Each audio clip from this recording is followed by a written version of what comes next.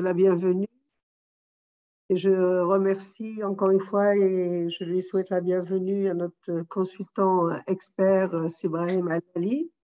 Merci à vous. Il a déjà eu l'occasion de vous présenter d'autres pays et nous avons eu des échos très, très favorables au niveau de la SMEX, la raison pour laquelle nous avons encore une fois fait appel à lui.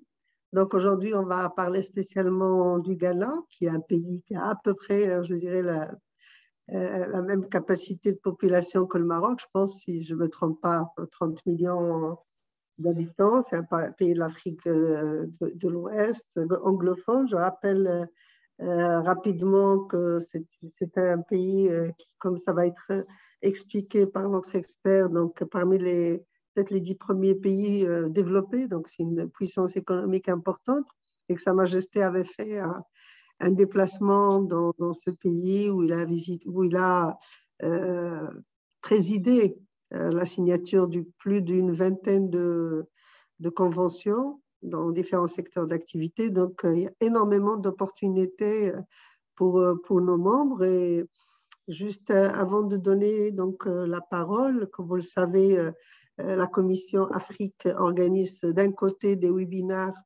pour présenter les pays et puis par la suite des missions physiques pour ceux, justement, le webinaire, c'est vraiment pour donner je veux dire, pour donner l'envie, pour découvrir le pays. Puis après, il n'y a pas mieux que des rencontres physiques. Donc, à ce niveau-là, je vous informe que la SMEC organise une réunion B2B donc au Sénégal pour plusieurs secteurs d'activité. Et ça sera, Inch'Allah, du 6 au 9 mars 2023. Donc, vous pourrez noter déjà cette date du 6 au 9 mars et vous aurez bien sûr plus d'informations par la suite. Nous avons aussi Hussein qui assure donc la coordination et la direction de la SMEX qui vous enverra toutes les informations, mais sachez que donc, dès maintenant, vous pourrez bien sûr réserver dans vos agendas. Donc, sans trop monopoliser la parole, je remercie encore une fois Sibrahim Al-Ali et je lui donne tout de suite la parole. Merci. Merci, Madame la Présidente, que ça me fait honneur encore une fois d'être parmi vous pour parler d'un pays qui me passionne particulièrement parce que j'étais en train de dire à Madame la Présidente que je suis très passionné par tout ce qui est Afrique et puis il y a un certain nombre de pays qui me passionnent plus que d'autres. Alors aujourd'hui c'est le Ghana, mais si vous me permettez en fait de partager mon écran avec vous déjà afin que nous puissions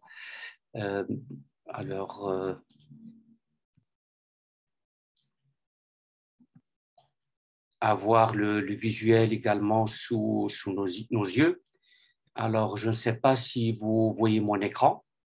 Oui, tout à fait. Alors, aujourd'hui, nous allons parler du Ghana. Et puis, pour la question qui accourt à l'esprit d'emblée, c'est pourquoi le Ghana? Alors, c'est une question à laquelle je tâcherai de répondre tout au long de la présentation, mais j'aimerais quand même donner un certain nombre d'éléments de réponse à cette question. Déjà dès l'ouverture en fait de la présentation. Mais avant cela, j'aimerais, comme l'a fait Madame la Présidente, présenter mes félicitations à tous les Marocains déjà pour la qualification de l'équipe nationale au deuxième tour de la Coupe du Monde à Qatar 2022, mais également نبارك لهم, je le dis en arabe, نبارك لهم هاد المطار الخير que nous avons fini quand même par avoir après une longue attente. On sait les choses qui se font attendre deviennent en fait beaucoup plus valorisées. Alors, félicitations à tous les Marocains et j'espère que ça sera le début en fait d'une ère de prospérité et d'abondance pour le Maroc et pour tous les Marocains. Alors, concernant le Ghana, en fait, je disais tout à l'heure qu'il s'agit d'un pays, vous voyez déjà en fait que j'ai tenu quand même à mettre la première slide là pour féliciter l'équipe du Maroc. Alors, pourquoi le Ghana? En fait, c'est ce que j'appelle introduction ou conclusion en guise d'introduction. Les principaux éléments peut-être pour répondre à la question que j'ai posée d'emblée, qui est la question de savoir pourquoi le Ghana. Alors d'abord parce que c'est un pays qui est connu pour sa grande stabilité politique par rapport à d'autres pays de la région. Alors, c'est un pays, comme on va le voir tout à l'heure, qui est limitrophe d'un certain nombre de pays où il y a beaucoup d'agitation politique, hein, comme le Burkina et comme d'autres pays. Deuxième raison, c'est parce que c'est un pays qui connaît un taux de croissance parmi les plus élevés qu'on peut pouvez le voir sur ce graphique. Alors, il est le premier pays, c'était en 2018 déjà. Ce sont les statistiques qui sont disponibles actuellement. Sur les 10 pays à fort taux de croissance dans le monde, 6 se trouvaient en Afrique. Et le premier de ces pays, c'était le Ghana, avec 8,3% de taux de croissance de son PIB entre 2017 et 2018. Alors, c'est un taux élevé, comme vous pouvez le voir, mais en fait, il n'arrive pas au taux déjà de 10%, excusez-moi, de 16%, que le Ghana avait enregistré en 2010. Donc, il est vrai que le taux a connu un petit tassement à cause de la pandémie de Covid-19, mais comme on va le voir tout à l'heure, hein, c'est un pays quand même qui continue d'avoir un taux de croissance assez respectable. Il est, en fait, en 2021, il était de l'ordre de 5,3% et en 2020, il était de 6,3%. Donc, le taux de croissance, malgré la pandémie, reste quand même assez élevé par rapport à d'autres pays. C'est également un pays connu pour son fort potentiel économique, hein, pour différentes raisons. D'abord parce que c'est un pays qui est très riche naturellement, que ce soit au niveau faunique ou au niveau floral. C'est un pays aussi bien donc la flore que la faune sont extrêmement riches au Ghana. C'est le premier producteur africain d'or. Comme on le voit, en fait, le pays se classe devant plusieurs autres pays qui sont connus pour la production orifère, comme l'Afrique du Sud, le Soudan, etc. Mais le Ghana reste le premier pays et le 5e ou le 6e à l'échelle mondiale en termes de production d'or.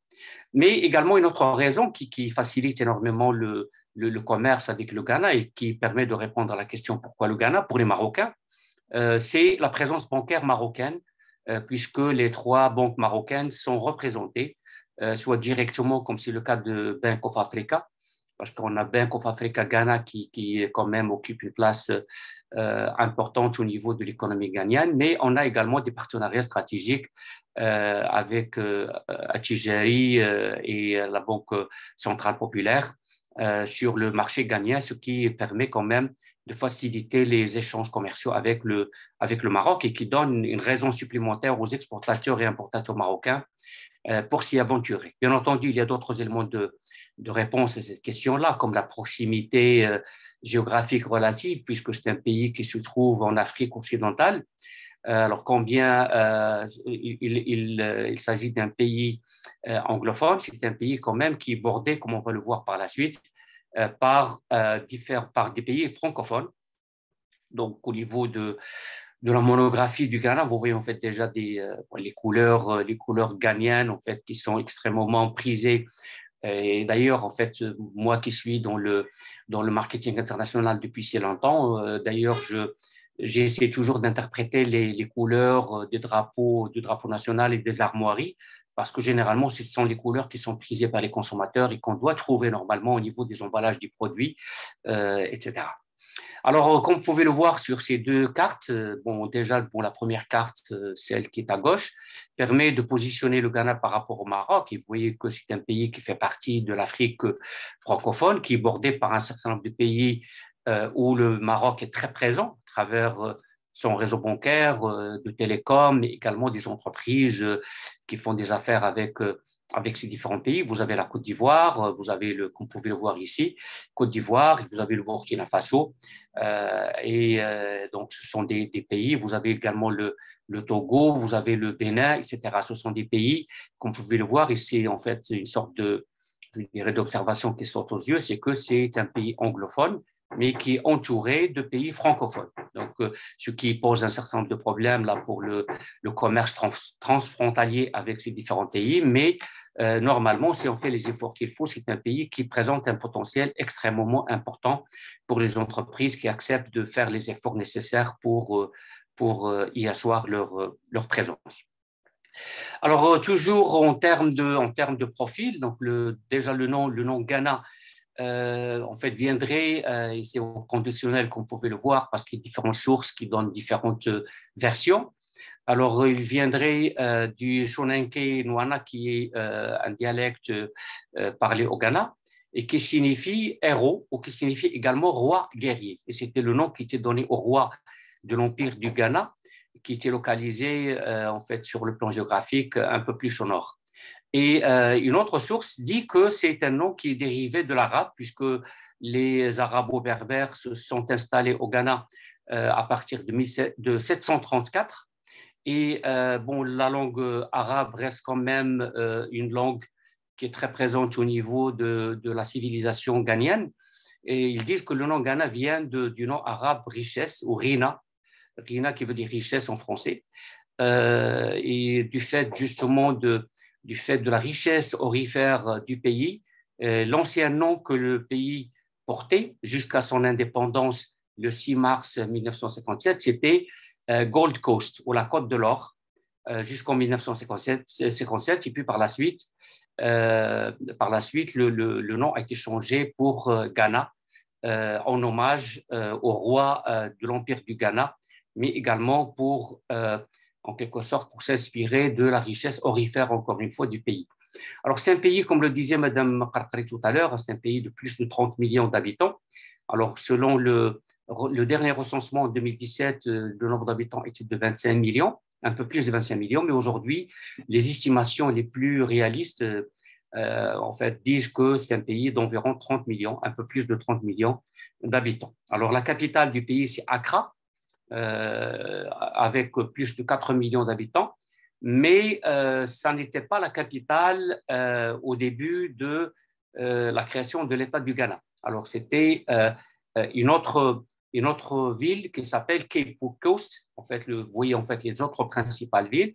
Cape Coast était en quelque sorte la capitale du Ghana jusqu'à son indépendance. Alors, autre ville importante, vous avez Kumasi, vous avez Sekondi Takoradi, Tamale, etc. Et vous avez une ville qui s'appelle Madina. Vous voyez encore une fois l'influence de l'arabe ou en fait de l'héritage arabe ou arabo-berbère du Ghana.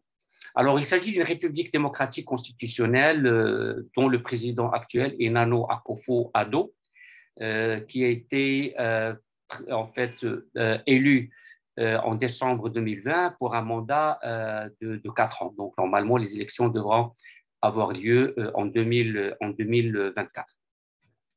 Alors, pour le drapeau, parce que, comme je le disais tout à l'heure, j'accorde beaucoup d'importance à l'anthropologie, en fait, surtout aux couleurs des drapeaux et aux couleurs qui sont prisées dans le pays. Vous voyez que le drapeau du Ghana est un drapeau tricolore avec au-dessus la couleur rouge, qui réfère au sang versé par les martyrs qui sont tombés pour l'indépendance du pays. Vous avez au milieu une bande jaune qui renvoie à la richesse aurifère du pays, et vous avez une bande verte en dessous qui renvoie à la richesse du pays, à la richesse naturelle, que ce soit au niveau des forêts, au niveau de l'industrie minérale autre qu'aurifère.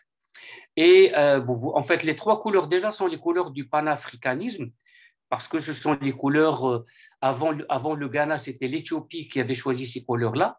Et ces couleurs se sont propagées par la suite dans différents pays. En fait, on les retrouve au niveau d'un certain nombre de drapeaux, comme ceux du Bénin, du Cameroun, du Congo-Brazzaville, de l'Éthiopie, de la Guinée, du Mali, de la Guinée-Bissau et du Sénégal.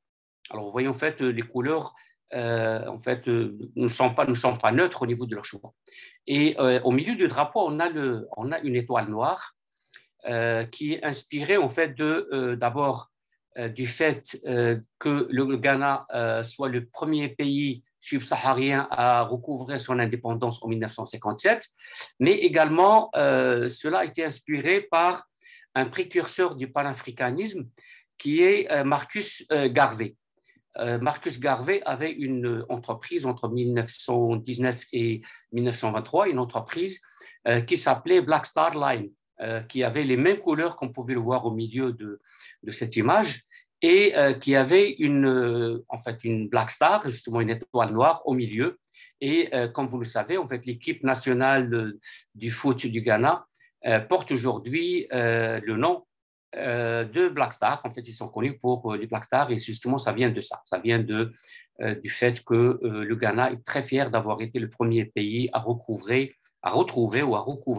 son indépendance le 6 mars 1957. Et Kwame Nkrumah, qui était le premier président du Ghana indépendant, a été l'un des précurseurs au niveau du panafricanisme, qui a été suivi par la suite par un mouvement en fait, qui s'est propagé dans d'autres pays, mais c'est juste pour expliquer justement la signification de ces couleurs-là.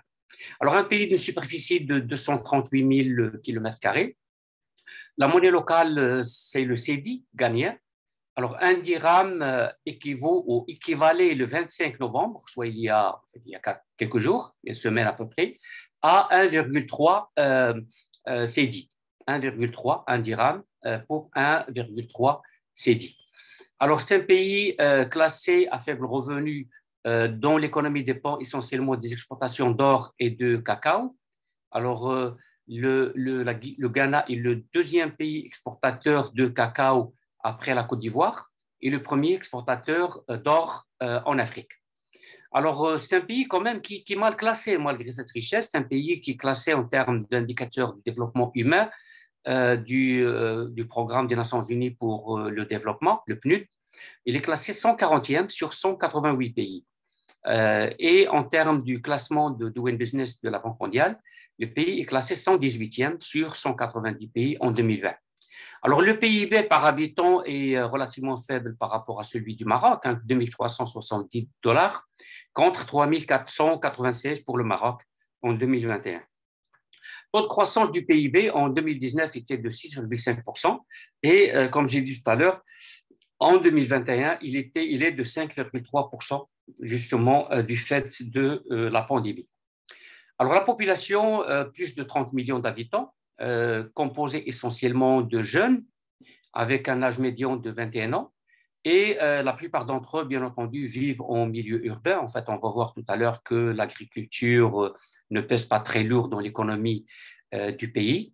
Une densité des plus élevées au monde, avec 137 habitants au kilomètre carré, et un taux d'alphabétisation quand même qui reste respectable par rapport ou en comparaison avec les pays de la région. Les origines ethniques sont plus de 110, qui sont très nombreuses, et aucune n'est majoritaire, ce qui quand même donne une certaine stabilité au niveau du pouvoir ethnique dans le pays. Par rapport aux religions, en fait, on a le christianisme qui est la religion de plus de 2/3 de la population, et l'islam qui est la religion de 16% environ des pays. Alors, la langue des affaires, du fait de ce nombre incommensurable de langues qui sont environ 110, comme vous pouvez le voir, l'anglais reste la langue des affaires, qui est parlée par tout le monde au niveau du pays. Vous voyez en fait qu'il y a d'autres langues vernaculaires, dont Ewe, Abran, etc., qui restent quand même minoritaires et qui sont limitées au niveau des tribus d'origine. Alors, pour donner un ordre de grandeur en fait, de la répartition d'économie ghanéenne par secteur, en fait, on voit que les services occupent une part extrêmement importante au niveau de l'économie, avec pratiquement 56%. Alors, qu'est-ce qu'on a comme services qui sont prépondérants au niveau du Ghana? On a en fait d'abord les technologies d'information et de communication, les TIC, mais on a également les services financiers qui sont très développés au niveau du Ghana, et on a la logistique aussi, en fait, qui fait partie des services. On a en fait une petite part qui est due au secteur des assurances, mais l'essentiel, en fait, c'est essentiellement les banques et les services de TIC, de technologies d'information et de communication. Alors, l'agriculture ne compte que pour environ 18%. Et l'industrie qui est en train en fait, de progresser, parce qu'il y a quelques années, l'industrie était seulement de 18%. Il est en train de progresser quand même. Aujourd'hui, il est de 26,5%. Alors, le commerce extérieur du Ghana, dans quelques caractéristiques. Alors, il y a deux principales observations qui sautent aux yeux concernant le commerce extérieur du Ghana. C'est que d'abord, avant ça déjà, en fait, pour parler un peu des conventions auxquelles le Ghana est partie prenante. Alors d'abord, le Ghana est membre de l'OMC, du FMI, de la Banque mondiale et de l'ACP, qui est l'Afrique, Caraïbes, Pacifique, qui est un accord signé entre les pays de ces régions-là et il y a même un secrétariat de colis ACP qui aide les pays justement à dynamiser leur commerce extérieur sur les pays développés, en particulier les pays de l'Union européenne. Le Ghana est également membre de la CEDEAO, c'est l'un des principaux membres avec le Nigeria et la Côte d'Ivoire, membre de l'Union africaine, du Commonwealth, de la ZLECAf, qui est la zone de libre-échange continentale africaine, et il est membre associé de la francophonie depuis 2006 avec Chypre. Alors, les deux pays ont adhéré en tant que membres associés en 2006 au mouvement de la francophonie. Alors, concernant les autres accords dont le Ghana est signataire, le Ghana est également membre du système global de préférence commerciale entre pays en développement qui permet à ces pays d'exporter leurs produits sur un certain nombre de pays développés, comme par exemple l'Union européenne et comme le Canada, qui disposent d'un schéma, ce qu'on appelle schéma des préférences commerciales. Et certains de ces produits peuvent entrer sur le marché de ces pays en franchise des droits de douane ou en payant en fait, des droits de douane à taux réduit. Alors, par rapport aux accords commerciaux dont le Ghana fait partie, vous voyez que le Ghana, quand même, à travers le système généraliste de préférences commerciales, peut avoir accès à plusieurs marchés du monde. Et vous voyez qu'il y a le Maroc également ici. Alors, c'est une carte interactive. Alors, si on va sur le site de l'OMC, on voit justement ici le Ghana qui est membre avec un certain nombre de pays d'un certain nombre d'accords, comme par exemple pour le Maroc. Alors, le Maroc, c'est le système de préférence commerciale dont j'ai parlé tout à l'heure, qui a été signé en 89 avec le Maroc, mais ça marche davantage dans le sens pays en développement, pays développé, plutôt que dans le sens pays en développement, pays en développement. Alors, ce qui fait que normalement, il n'y a pas beaucoup je dirais, d'avantages qui sont conférés à ces différents pays. Alors, on clique là sur le Ghana pour voir déjà pour le profil. Donc, je vous donnerai les liens en fin de la présentation. C'est une présentation qui sera mise à votre disposition par la SMEX par la suite. Donc, inutile de prendre des notes parce qu'on vous transmettra une copie de cette présentation. Et bien entendu, je parle sous le contrôle de Sybille Hassine qui est avec nous. Alors, ici, sur cette slide, sur ce site, on peut voir quels sont les accords dont le Ghana fait partie, avec les avantages que leur confère justement cela. Donc, vous voyez déjà, il y a un accord de partenariat avec l'Union européenne. Et là, vous pouvez avoir une idée sur le profil commercial, le profil tarifaire, les principales caractéristiques de la politique commerciale, les droits préférentiels, ainsi de suite. Alors, si on revenait à la présentation, déjà pour les principaux produits qui sont exportés par le Ghana en 2019, alors on peut observer très nettement qu'il y a une prépondérance de deux principaux produits en fait, que le Ghana exporte. Alors d'abord l'or sous différentes formes, sous forme brute, sous forme platinée, sous forme mi-œuvrée, mais également en poudre. Et vous avez les huiles brutes de pétrole ou de minéraux bitumineux à 31-30%.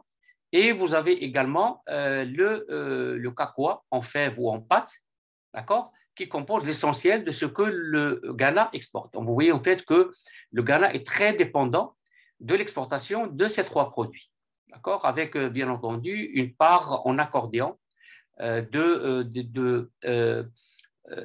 l'huile brute de pétrole ou de minéraux bitumineux parce que certaines années, il n'y en a pas assez, donc on n'exporte pas assez. Mais les deux principaux produits, donc, contrairement à ce que ces statistiques suggèrent, sont l'or et le cacao, en fève ou en pâte. Alors, si on veut aller plus loin pour savoir quels sont les autres produits que le Ghana exporte, on trouve quand même qu'il y a d'autres produits comme le manganèse, le cajou, d'autres formes également d'or. Vous avez la beurre, graisse et huile de cacao. Vous avez la pâte de coco, on l'a dit. Et puis bon, vous avez le thon également. Et ça, c'est extrêmement important parce que vous voyez qu'en 2016, le Ghana exportait 57 000 $. En 2017, c'est passé à 140 000, plus de 140 000, 140 millions, parce que c'est en milliers, hein, en plus de 140 millions de dollars. Et puis en 2018, c'est passé à plus de 154 millions de dollars. Donc il y a beaucoup de choses à faire là, à ce niveau-là, pour en fait un éventuel partenariat avec des transformateurs marocains de thon. Bon, ça serait quand même une bonne source d'approvisionnement et puis qui est accessible mieux que d'autres sources d'approvisionnement. Si on essaie de voir les clients du Ghana, à qui le Ghana vend ses produits, en pourcentage, on a d'abord la Chine. Hein. Vous voyez en fait la Chine qui lui achète l'essentiel de son or. Et d'ailleurs, la Chine est le premier exportateur mondial d'or. Donc, il fait beaucoup de réexportation à partir de l'or qui est importé de différents pays, comme le Ghana par exemple. Mais vous avez également, bon, la Chine, c'était C70. Vous avez la Suisse qui arrive en deuxième position parce que la Suisse également fait beaucoup de réexportation. Et vous avez l'Inde. Et le premier pays africain qui est client du Ghana, c'est l'Afrique du Sud. Alors, vous avez également les Pays-Bas, les Émirats, surtout pour des produits, d'or et de cacao. Vous avez les États-Unis d'Amérique, le Royaume-Uni, etc. Alors, concernant les principaux clients, les autres clients, on voit ici qu'il y a quand même une grande diversité au niveau des débouchés. Alors, le Maroc, en tant que client du Ghana, arrive à la 48e position. 48e position, on ne figure même pas dans les 20 premières destinations. Il est classé 48e. Et il est classé 28e en termes d'approvisionnement. Il est le 28e fournisseur du Ghana et le 48e client du Ghana. Alors, concernant les produits qui sont importés au Ghana, et contrairement à ce qu'on a vu au niveau des exportations, il y a une grande diversification des produits importés. Alors, vous voyez que le principal produit importé, c'est les voitures de tourisme, ça ne représente que 8,4%. Principal produit, donc là, il n'y a pas d'une grande dépendance au niveau des importations. J'ai vérifié la structure des importations ghanéennes. Ils importent de tout. Et plusieurs des produits que le Ghana importe correspondent à l'offre marocaine. Donc, il y a beaucoup de potentiel à développer avec le Ghana concernant la plupart des produits que le Maroc compte dans son offre à l'exportation. Vous voyez en fait qu'on a les voitures de tourisme et autres véhicules, on a les ciments hydrauliques, on a les médicaments. Alors, je ne sais pas s'il y a avec nous des gens qui représentent l'industrie pharmaceutique. Il y a beaucoup de choses à faire à ce niveau-là. Les véhicules pour le transport de personnes, vous avez le riz, les huiles de pétrole ou de minéraux bitumineux, traversées en bois pour les voies ferrées, parce que l'industrie ferroviaire est en train de connaître une expansion extrêmement importante au niveau du Ghana. Et vous avez le poisson congelé, poisson comestible congelé. Alors, vous voyez, en fait, les autres produits, il y en a beaucoup quand même. Hein. J'ai mis cette slide juste pour que vous puissiez avoir accès à d'autres produits, justement, qu'il serait possible d'exporter par le Maroc. Alors, les principaux fournisseurs du Ghana, alors on a le principal, c'est la Chine, hein, que sont beaucoup de surprises. Hein, on voit d'ailleurs que les principaux pays fournisseurs du Ghana ne sont pas africains. Alors, vous voyez en fait que le premier pays arrive à la 7e position. 1, 2, 3, 4, 5, 6, c'est bien ça, c'est à la 7e position, c'est l'Afrique du Sud, avec 5,10% de l'ensemble, non, 3-4% de l'ensemble des importations. Vous avez le Vietnam. Alors, si la Chine et le Vietnam arrivent quand même à exporter et l'Inde arrive à exporter sur le Ghana, pourquoi pas nous, hein? Donc, vous voyez quand même une grande variété, mais comme je vous l'ai dit tout à l'heure, le Maroc arrive à la 28e position en tant que fournisseur du Ghana. Alors, vous voyez en fait d'autres pays qui sont également présents au niveau du marché guinéen. Vous avez la France, vous avez les Pays-Bas, vous avez l'Espagne, etc. Alors, les échanges commerciaux Maroc-Ghana, cette fois-ci plus spécifiquement, qu'est-ce qu'on a d'abord, ça a été dit tout à l'heure, Madame Karkre a précisé que lors de la visite royale, le Maroc a signé plusieurs conventions bilatérales, mais ces conventions restent des conventions sectorielles. Il n'y a pas une convention, par exemple, qui porte sur la liberté des échanges commerciaux entre le Maroc et le Ghana, mais dans les coulisses, on parle aujourd'hui en fait, d'un certain nombre d'initiatives qui sont prises pour justement mettre en place un accord dans ce sens-là, en plus de l'accord de la ZLECAf, en fait, qui est l'accord panafricain, en fait, auquel ont adhéré 53 pays sur les 54 pays africains. Le seul pays africain qui n'a pas signé l'accord de la ZLECAf, c'est l'Érythrée. Par contre, tous les autres pays l'ont signé, y compris le Maroc, qui a ratifié également. Donc, dans quelques temps, l'accord pourra entrer en vigueur et ça permettra en fait, l'échange d'un certain nombre de produits équivalent à 90% dans un premier temps, puis 97% dans une deuxième phase, qui vont pouvoir s'échanger en franchise des droits de douane entre les pays africains signataires de la ZLECAf. Alors, les principaux produits que le Maroc exporte sur le Ghana, on a les autres sucres en granulés, en fait, vous voyez en fait que c'est la principale part, suivi des conserves de sardines en récipient fermé. C'est très demandé avec un potentiel encore important. On a les préparations lubrifiantes avec une proportion d'huile ou de pétrole ou de schiste supérieure ou égale à 70%. On a les phosphates monoammoniques. On a les superphosphates, on a des boîtes en aluminium, autres poissons congelés, etc. Et puis, on a autres boîtes et caisses en papier au carton ondulé pour les entreprises de fabrication de carton. Et on a les chinchards, qui est un poisson pélagique dont le Maroc est l'un des principaux exportateurs. Alors, concernant ce que le Maroc importe du Ghana en 2021, alors on a les sons, remoulages et autres résidus de froment qui arrivent en tête, suivi des ananas, cacao en poudre non sucrée, sèche congelée, qui est en fait une variété de poissons que le Maroc importe, pâte de cacao non dégraissée, les bois sciés, et puis les autres feuilles de plaquage et les bois pour contreplaque sciés également. Alors, accès au marché ghanéen, en fait, pour les produits marocains. D'abord, rappelons que les droits de douane et taxes à l'importation au Ghana sont en moyenne de 12,22%, mais en fait, il s'agit d'une moyenne qui cache beaucoup de disparités. Il y a des produits quand même qui sont taxés plus lourdement et d'autres qui sont taxés moins lourdement. Alors, quels sont les documents nécessaires à l'importation au Ghana? Bien entendu, ça varie en fonction des produits, comme vous le savez, mais d'une manière générale, on réclame une facture commerciale en plusieurs exemplaires, déclaration d'importation, titre de transport, soit le connaissement, le LTA ou autre, certificat d'origine en cas d'accord commercial. Dans le cadre de la ZLECAf, on aura bien entendu besoin d'un certificat d'origine pour prouver que la marchandise est d'origine marocaine, liste de colisage et note de poids, police ou certificat d'assurance, certificat de conformité technique ou certificat sanitaire ou phytosanitaire, etc. Et puis, concernant les procédures, c'est simple. Il y a un guichet unique qui s'appelle GCNet, c'est l'équivalent de Portnet chez nous. Et bien entendu, il y a une réglementation spéciale qui s'applique à certains produits comme les médicaments, le riz, les véhicules de rechange et l'huile végétale.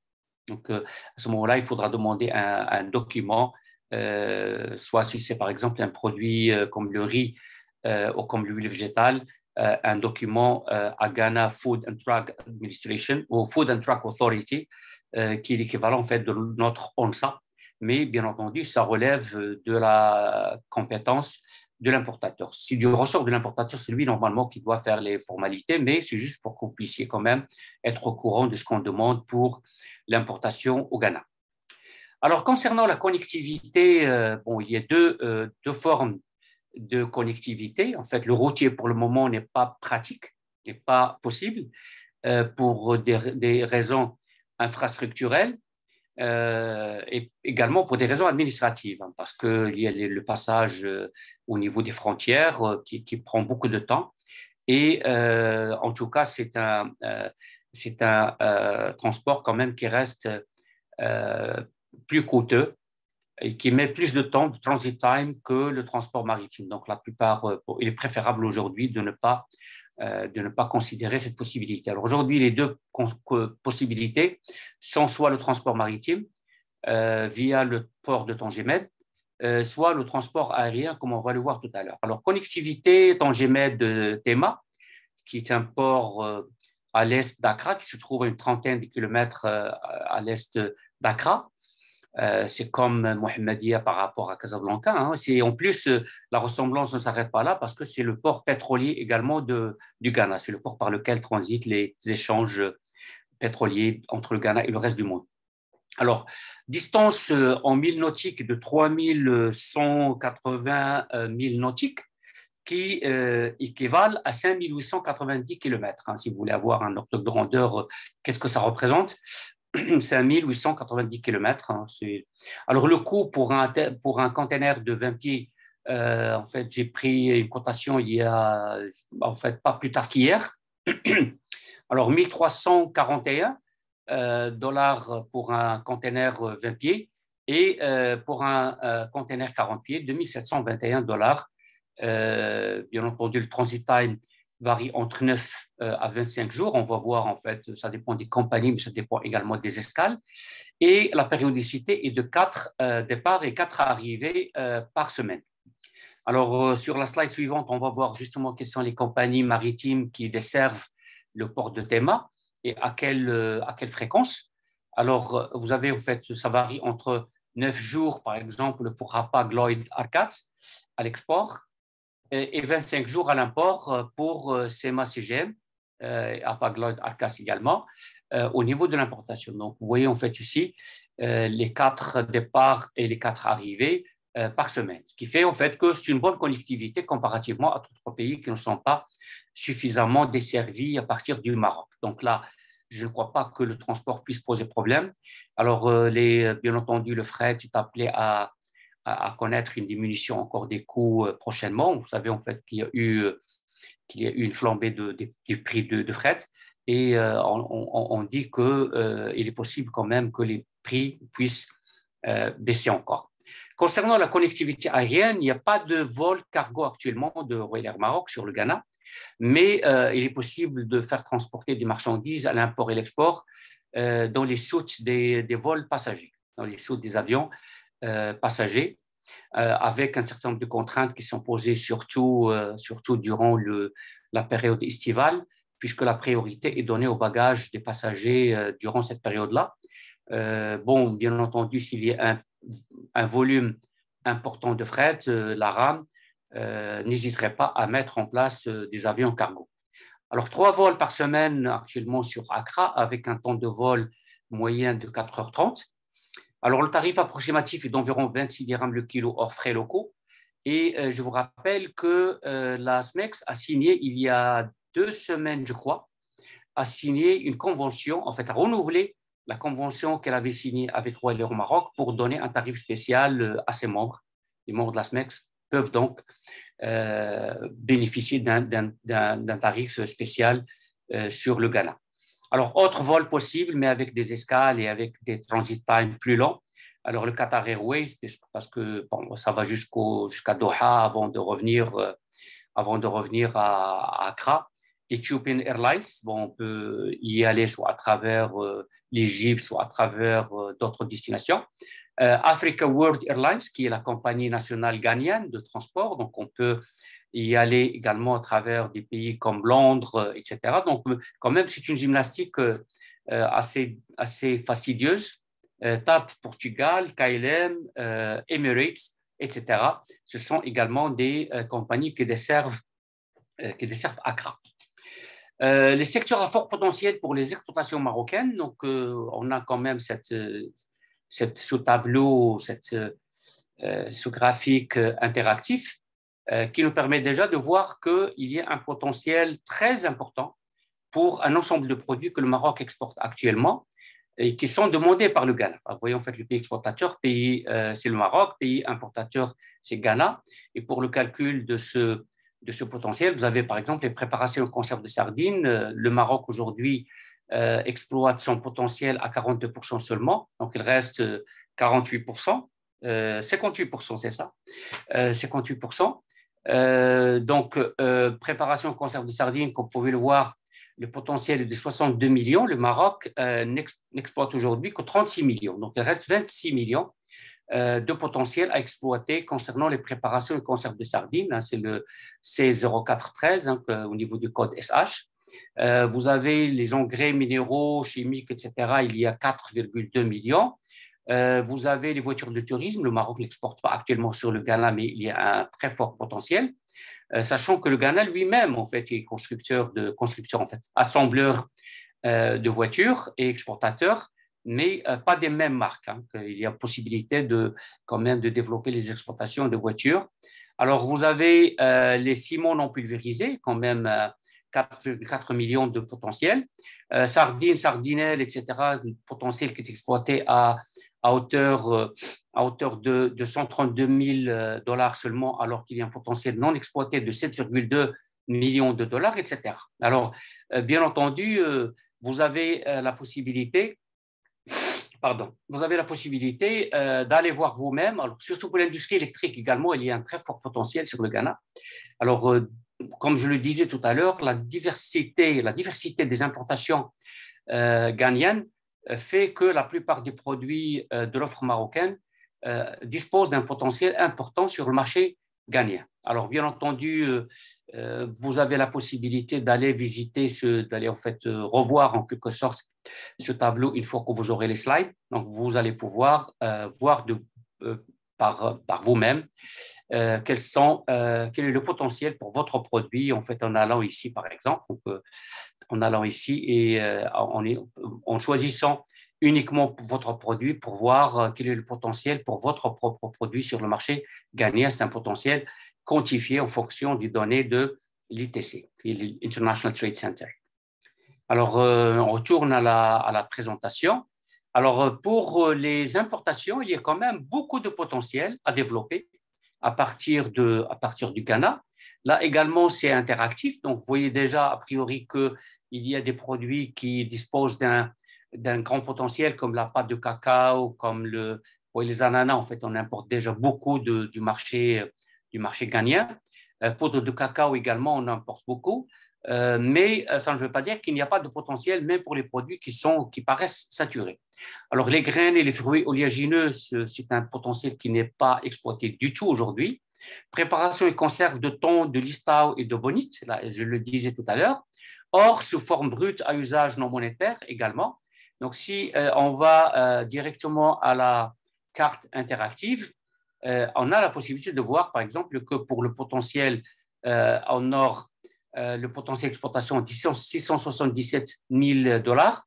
Il n'est pas exploité du tout, donc le potentiel inexploité reste entier, il est de 677 millions de dollars.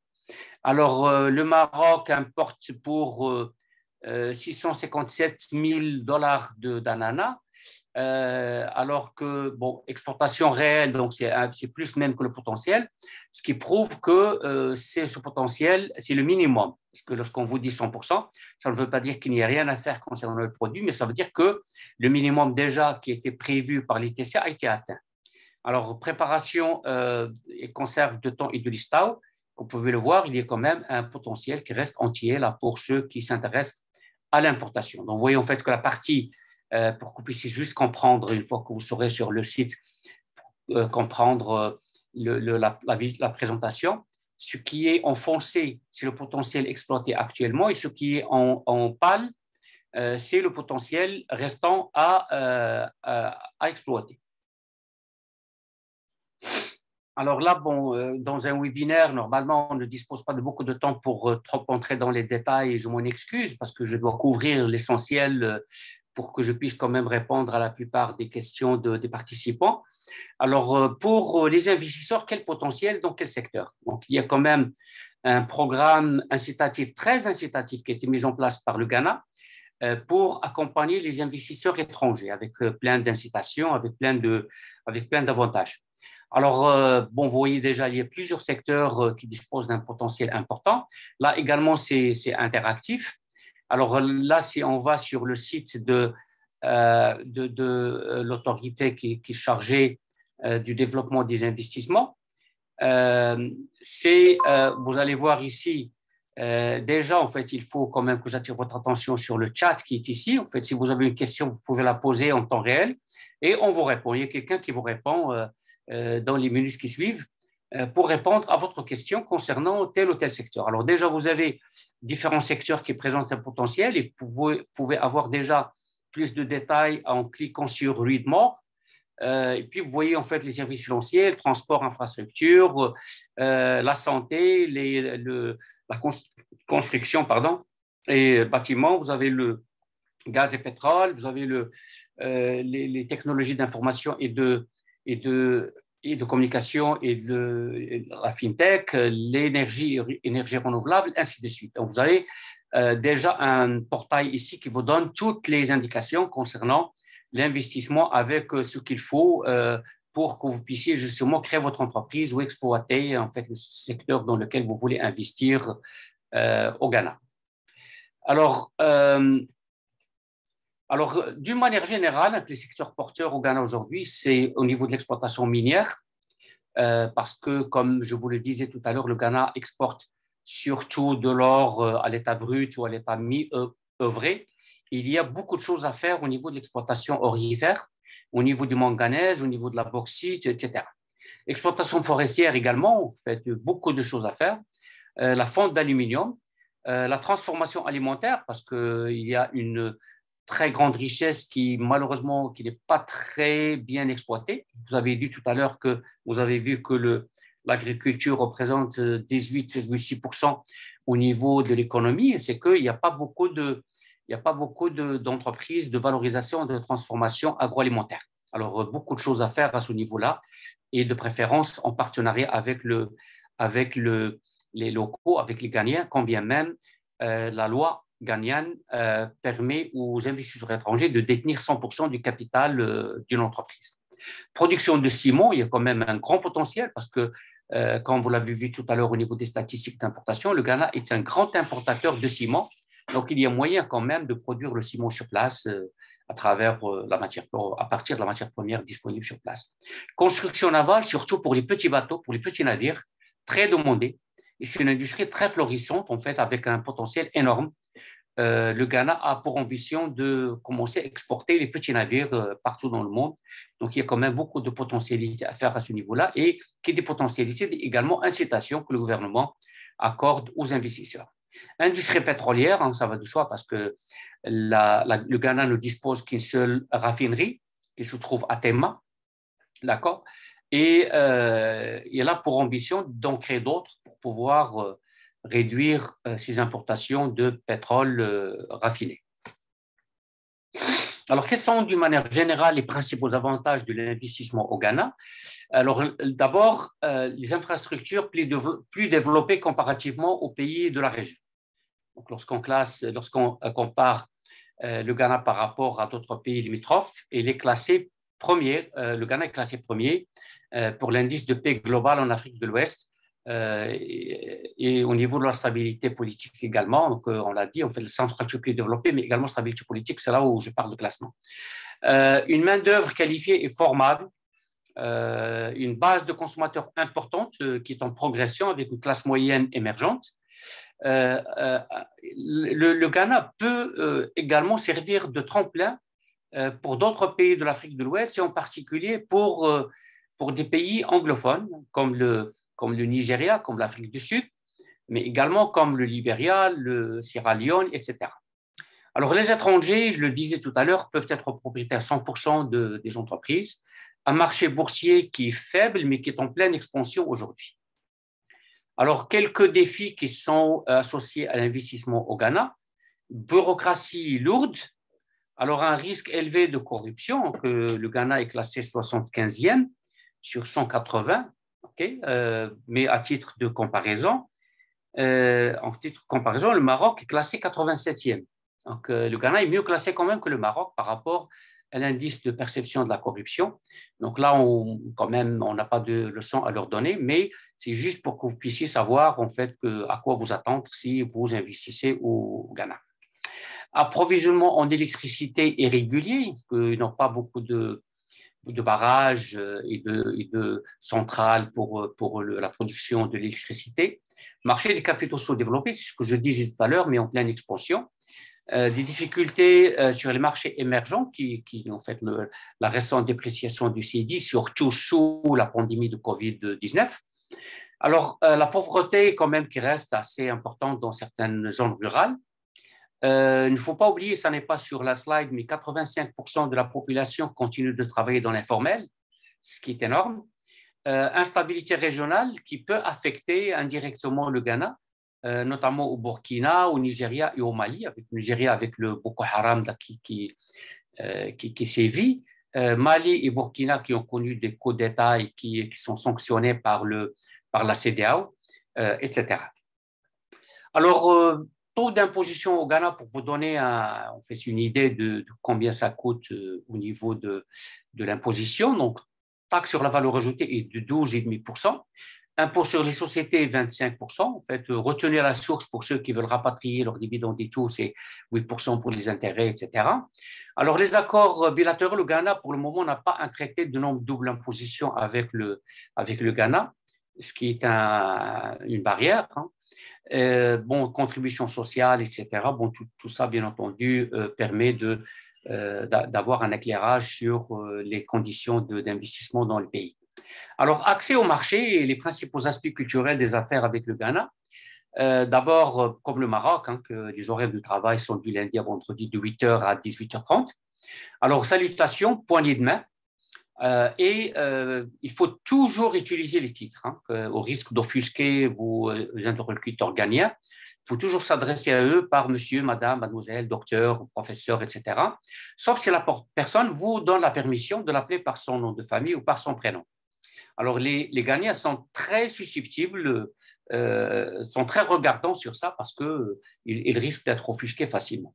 Alors, tenues vestimentaires, ils sont très formels au Ghana. Donc, lorsque vous vous présentez à une réunion, il faut être vêtu d'une façon formelle, aussi bien pour les hommes que pour les femmes. Les cadeaux ne sont pas nécessaires. Bon, on ne s'attend pas à ce que vous leur donniez des cadeaux, mais c'est apprécié. Si vous le faites, c'est un gage de volonté de construire une relation durable et de confiance. Donc, c'est apprécié, mais ça ne doit pas être un cadeau de valeur. Donc, il faut éviter ça parce que ça risque d'être interprété comme une tentative de soudoyer la personne ou autre. Ce qui est important à souligner ici également, c'est qu'on donne et on reçoit toujours le cadeau avec la main droite ou avec les deux mains. Alors, il ne faut pas, par exemple, prendre le cadeau de sa main gauche, même quand on est gaucher. Donc, il faut quand même faire l'effort de s'adapter. Alors, l'environnement du travail est caractérisé par un mélange de la culture internationale des affaires et de la culture ghanéenne. Donc, à ce niveau-là, bon, il respect de la hiérarchie et des personnes âgées et maintien d'une bonne relation personnelle. Alors déjà, il faut investir dans la construction de la bonne relation personnelle avant même de parler affaires. C'est extrêmement important. Et ce que disait Mme Kharkari tout à l'heure est tout à fait vrai. Ce n'est pas une relation à gérer à distance. Donc, il faut, tôt ou tard, il faut se déplacer au marché pour, comme on dit, en fait, la confiance se construit dans le regard de l'autre. Donc, il faut toujours se déplacer, ne serait-ce qu'au début ou ne serait-ce qu'une fois la première relation établie, il faut se déplacer pour rencontrer les personnes parce qu'il y a une magie, en fait, qui s'installe entre vous et votre interlocuteur gagnant quand vous vous rencontrez personnellement. Alors, style de communication, comme nous, c'est un style plutôt indirect. Alors, les gagnants évitent à tout prix de perdre la face et de la faire perdre à leur interlocuteur. Donc, il ne faut pas poser des questions sensibles sur des sujets sensibles, etc. Il ne faut pas parler de corruption, par exemple, ainsi de suite. Il faut également tâcher, faire son possible pour accepter les invitations, parce que, à moins d'avoir une raison très valable, ne refusez pas une invitation ou l'invitation qui vous est faite par un gagnant. Alors, si, par exemple, vous devez prendre l'avion ou si vous avez un prétexte très valable, alors excusez-vous et présentez votre excuse. Dites que ça n'est pas du refus, mais c'est parce que vous ne pouvez pas pour telle et telle raison. Ils sont quand même des gens compréhensifs. Perception du temps assez flexible, globalement comme chez nous, que les gens arrivent en retard, et puis il y a des réunions qui durent plus longtemps que prévu, etc. Donc, ne programmez jamais deux réunions, l'une immédiatement après l'autre. Prévoyez du temps libre, du temps tampon entre les réunions de manière à ce que vous évitiez le risque d'arriver en retard à la prochaine réunion. Donc, c'est vrai que les Ghanéens peuvent arriver en retard, mais ça serait mal vu d'un étranger d'arriver en retard. Alors, avant de s'engager dans une discussion d'affaires, il faut toujours commencer par des discussions informelles, des discussions personnelles, s'enquérir sur la santé, sur la famille, sur le voyage, comment ça s'est passé, la performance de l'équipe ghanéenne dans la Coupe du Monde, etc. Il faut toujours parler d'autres choses avant de parler affaires. Donc, on s'attend à ce que vous construisiez d'abord une relation de confiance, une relation personnelle avant de s'engager dans une discussion d'affaires. D'abord, il n'est pas très rare de voir des sujets d'affaires abordés uniquement à la deuxième rencontre plutôt qu'à la première, parce que la première est généralement réservée à construire cette relation d'affaires. Alors, les salons commerciaux au Ghana en 2022-2023, bon, à titre juste d'information pour ceux qui s'intéresseraient qui veulent en fait faire coïncider peut-être un déplacement ou l'un des déplacements avec la tenue d'un salon. Alors, il y a des salons qui sont organisés au Ghana. D'une manière générale, il y a une dizaine qui sont organisés tous à Accra. Alors, les principaux, bon, il y a celui de l'électricité, il y a celui de l'agroalimentaire. Il y a celui-ci, qui est Ghana Trade Show, qui est important. En fait, c'est une foire commerciale, la plus grande foire commerciale et industrielle du Ghana. Alors là, bon, ce sont en fait des moments forts pour rencontrer vos interlocuteurs ghanéens ou vos éventuels partenaires. Alors là également, si on peut se permettre d'aller au site Les Salons au Ghana en 2022-2023, bien entendu, ça sera mis à jour une fois qu'on aura dépassé juin 2023. Alors, vous avez ici les sites et vous avez les conditions pour participer, en fait, les sites des foires et des salons. Et si on clique, par exemple, sur AgroFood West Africa, alors on vous donne la description, le secteur d'activité concerné, le public, la périodicité, et puis la date, l'adresse, le site, etc., les organisateurs de manière à ce que vous puissiez les contacter, ainsi de suite. D'accord? Donc, tout est là de manière à ce que la personne puisse quand même avoir accès à l'information le plus rapidement possible. Alors, profil de la consommation au Ghana, et là, je m'excuse, en fait, je suis déjà en train de dépasser le temps qui m'est généralement imparti, mais là, je suis vers la fin. Donc, la consommation et le marché de détail au Ghana ont été dopés ces dernières années par l'instabilité politique et les prix élevés de l'or et du cacao, mais également des prix des produits pétroliers, ce qui s'est traduit par le développement d'une classe moyenne émergente qui a un pouvoir d'achat assez élevé. Les deux principaux critères pour l'achat de la part des Ghanéens, c'est la confiance et l'accessibilité des produits. Donc, il faut que le produit soit accessible en termes de prix, mais également en termes géographiques. Parce que, comme on le verra tout à l'heure, les Ghanéens préfèrent acheter, il est vrai qu'ils ont des malls, vous avez par exemple Accra Mall, vous avez plusieurs malls, Marina Mall, etc. Mais les Ghanéens préfèrent acheter dans les marchés traditionnels. On va voir que ça représente quand même 60% du système de distribution au Ghana. Donc, accessibilité, donc il faut que vous couvriez ces marchés. Et d'ailleurs, les hôtels et les restaurants s'approvisionnent dans ces marchés traditionnels. Donc, lorsqu'on dit traditionnel, ça ne veut pas dire c'est quelque chose qu'il faut bannir. Hein. C'est en fait, même les grandes entreprises, les multinationales proposent leurs produits dans ces marchés. Alors, les Ghanéens, surtout les jeunes, sont plus réceptifs à la publicité et aux emballages attrayants que les pays de la région, que les autres pays comme la Côte d'Ivoire ou comme le Burkina. Les Ghanéens se laissent convaincre par la publicité et se laissent également convaincre par des emballages attrayants. Et encore une fois, mon conseil personnel serait de disposer de choisir des couleurs du drapeau. Ce sont les couleurs qui marchent le plus. Je rappelle que c'est le rouge, le jaune et le vert qui sont appréciés des Ghanéens. Alors, les consommateurs sont zappeurs, qu'il n'y a pas de fidélité, qu'ils essayent de nouveaux produits.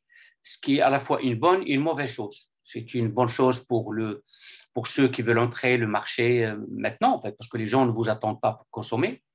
C'est une mauvaise chose pour les entreprises qui veulent construire une image forte et qui veulent s'installer définitivement sur le marché. Alors, à moins que votre produit soit de meilleure qualité, attendez-vous à ce que les gens aillent chez les nouveaux producteurs qui entrent sur le marché. Donc, ils sont zappeurs, ils se laissent influencer par les médias.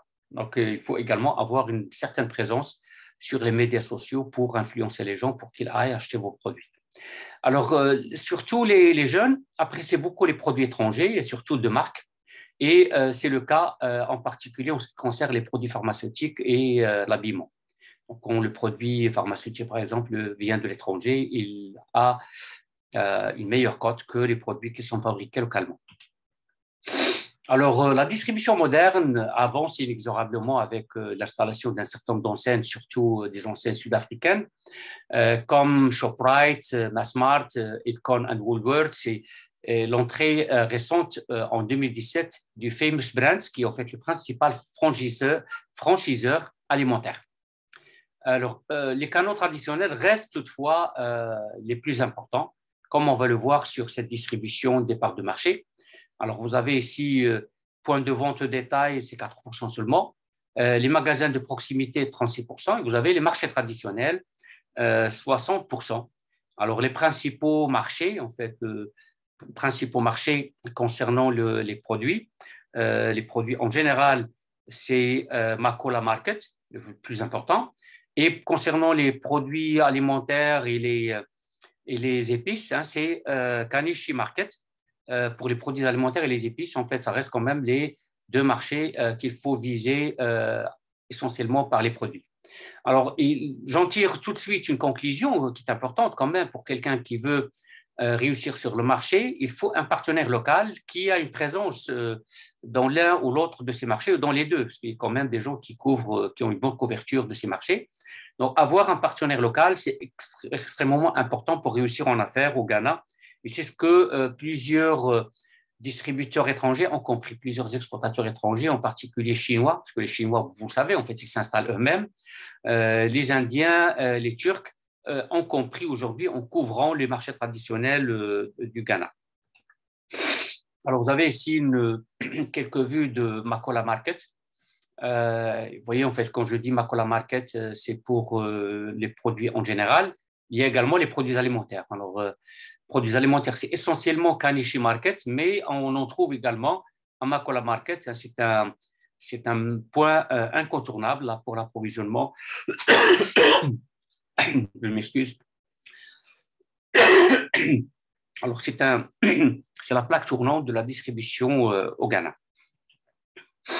Alors, quelques difficultés quand même, hein, que là, je ne voudrais pas quand même terminer sur une fausse note, mais je dois quand même vous sensibiliser à un certain nombre de points négatifs qui sont l'éloignement géographique relatif, plutôt relatif, hein, désolé, comparativement à des pays comme par exemple le Sénégal ou la Côte d'Ivoire. Donc, des Marocains, quand on leur parle du Ghana, ils disent que c'est loin. Alors, ce n'est pas loin comme on l'a vu tout à l'heure, mais il y a des gens qui ont cette perception, ne serait-ce que psychologique, qu'il s'agit d'un marché loin. En fait, peut-être que c'est la barrière linguistique qui fait percevoir les gens, fait percevoir le marché comme étant un marché lointain. Peut-être il est plus éloigné psychologiquement qu'il ne l'est géographiquement. Il n'y a pas d'accords commerciaux bilatéraux entre le Maroc et le Ghana, mais il y a des accords sectoriels, comme je l'ai dit tout à l'heure. Pas d'accord de non-double imposition pour les investisseurs. Accès uniquement par voie maritime ou aérienne. Donc, on voit que c'est un petit handicap parce que tant que les infrastructures ne sont pas développées, on continue quand même d'en souffrir. Barrière linguistique, j'en ai parlé tout à l'heure. Il faut quand même faire l'effort de s'adapter à ces marchés. Alors, concurrence des Turcs, des Sud-Africains, des Chinois et des Indiens qui sont déjà établis depuis plusieurs années sur le marché. Mais à part les Sud-Africains, ces concurrents ne pourront pas disposer des avantages de la ZLECAf. Alors, nos principaux concurrents à moyen terme seront les Sud-Africains et non les Turcs, les Chinois et les Indiens. Accra est l'une des villes les plus chères, mais il faut quand même faire un bémol à ce niveau-là. Le coût de la vie à Accra est 37,26% moins cher qu'à Casa. Donc, Casa, quand même, est beaucoup plus cher que Accra et que d'autres villes africaines. En termes, je dirais, de capacité, en fait, de pouvoir d'achat africain, Accra reste quand même une ville chère, surtout en ce qui concerne le loyer, qui est en moyenne de 16,23% plus élevé qu'à Casablanca. Alors, juste un petit aperçu en fait de ce que ça coûte par produit. Alors vous avez les restaurants quand même, c'est assez bon marché par rapport au Maroc. C'est la même chose globalement, hein, c'est 26,41 dirhams. Repas pour 2 personnes, restaurant de milieu de gamme à 3 plats 282, c'est moins cher qu'au Maroc.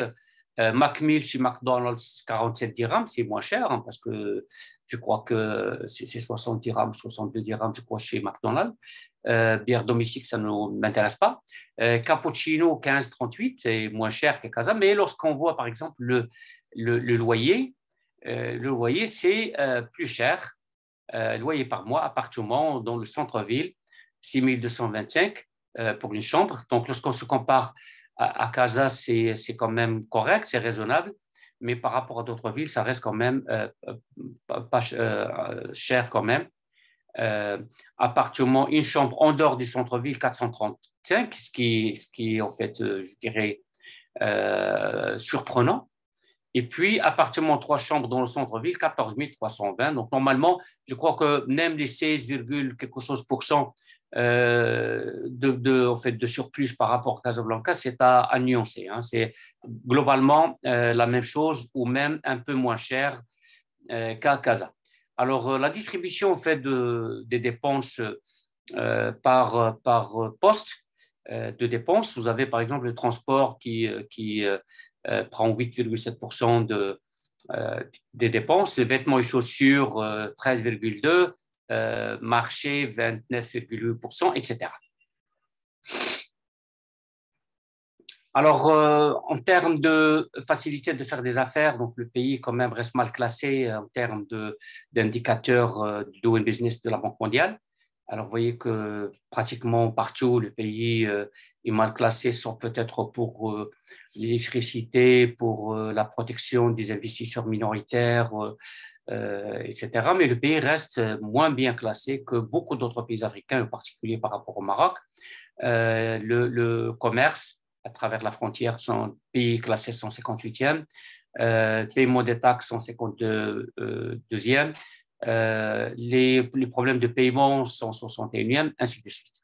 Mais comme vous le savez, en fait, c'est un indicateur qui n'est pas fiable à 100%, donc il faut quand même comme vous le savez déjà pour le cas du Maroc, il y a eu quelques protestations de la part des autorités marocaines par rapport au classement d'un certain nombre de choses. Donc les données ne sont pas tout à fait. Alors en conclusion, il s'agit d'un pays à fort potentiel pour les exportateurs, importateurs et investisseurs, mais il est cependant nécessaire de faire des efforts pour construire des relations personnelles et de confiance sur le marché. Donc ça, c'est extrêmement important parce que sans confiance, sans relation personnelle, on ne peut pas développer des affaires avec succès.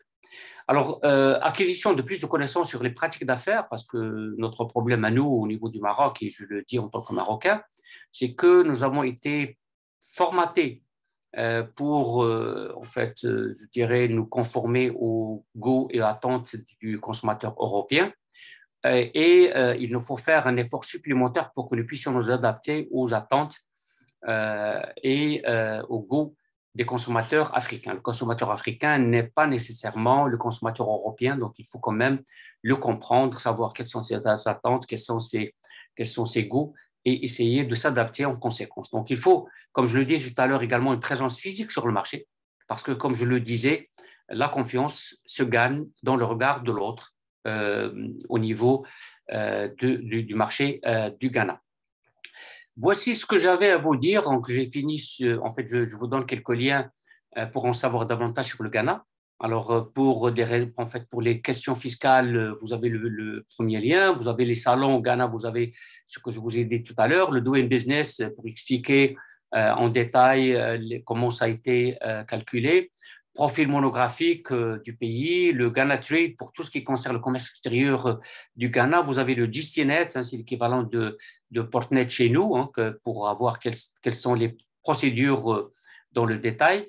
Vous avez les statistiques, le service statistique du Ghana. Vous avez Bank of Africa. En fait, mon intention n'est pas de faire de la publicité. J'ai dit tout à l'heure que les autres banques également ont des partenariats stratégiques avec des banques locales.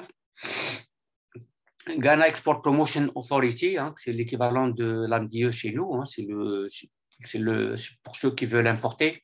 Vous avez ici accès au répertoire des importateurs et des exportateurs ghanéens pour tous les produits. Alors, Ghana Invest Promotion Center, hein, pour tout ce qui concerne l'investissement. Vous avez l'autorité qui est chargée des normes, de la normalisation, c'est l'équivalent d'IMANOR chez nous, et vous avez Food and Drugs Authority, qui est l'équivalent de l'ONSA chez nous. Donc, pour en savoir davantage, vous pouvez aller dans les sites de ces différents organismes pour avoir plus de détails concernant le Ghana. Je vous remercie de votre aimable attention, et si vous avez des questions, n'hésitez pas à me les poser. Merci.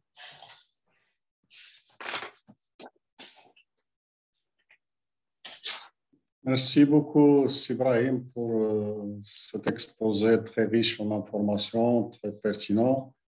Je pense que, comme vous l'avez dit, comme l'a dit Mme Parkré au début, donc aller sur le marché pour essayer de vérifier un certain nombre de choses, aller aussi au contact humain sur le marché, donc pour essayer de concrétiser des partenariats. Et c'est dans ce sens que la SMEX envisage d'organiser une mission B2B sur ce marché en mars prochain. Donc, c'est du 6 au 9 mars. Donc, les entreprises intéressées peuvent déjà s'inscrire auprès de la SMEX. Donc, il y a un mailing qui a été adressé. Voilà, donc j'ouvre la séance de questions-réponses. Donc, les gens qui souhaitent poser des questions en direct peuvent lever la main. J'ai déjà 3 questions qui sont postées sur le chat. Donc, si vous permettez, Ibrahim, je vous les lis. Bien sûr. La première, une idée sur les importations de gasoil et les sources d'approvisionnement en gasoil. La deuxième question, qu'en est-il des modalités de paiement? Donc, quelle technique de paiement négocier avec le Ghana? Y a-t-il risque de paiement? Quelle technique préfèrent les opérateurs ghanéens? Et la troisième question, quelle est la situation de l'élevage ghanéen? À votre avis, est-ce que le marché ghanéen peut constituer une opportunité pour les Marocains? Donc, voilà les 3 questions qui ont été postées sur la plateforme. En attendant, donc, les personnes qui souhaitent poser des questions directes peuvent lever la main. OK, merci beaucoup. Alors, si je me permets déjà de répondre à ces questions, pour les importations du gasoil, c'est un marché quand même qui est très demandeur, comme on l'a vu, parce que les importations de gasoil représentent quand même une part importante. D'une manière générale, les importations de pétrole arrivent à la seconde position. Alors, je n'ai pas les chiffres exacts concernant l'importation du gasoil en particulier, mais je sais que c'est un marché qui est très demandeur au niveau du gasoil. Alors là, pour la question, en fait, je crois que la personne s'attend également à ce que je lui donne des tuyaux concernant les importateurs de gasoil. Il y a une association des importateurs de produits pétroliers qui est sur place. Je pourrais si vous me laissez votre adresse dans la boîte de dialogue, je pourrais vous envoyer le lien pour que vous puissiez entrer en contact avec eux, pour vous permettre d'avoir la liste des importateurs ghanéens de gasoil. Mais je sais que c'est un marché qui est très demandeur de produits de gasoil.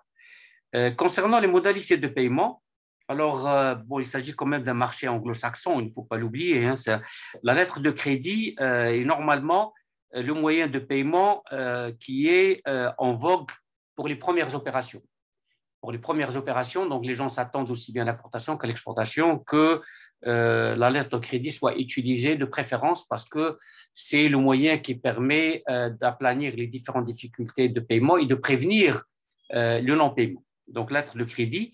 Et là, mon conseil personnel serait de faire de son mieux pour passer par l'une des banques marocaines, sur place, ou par une banque marocaine qui a un réseau au niveau du Ghana.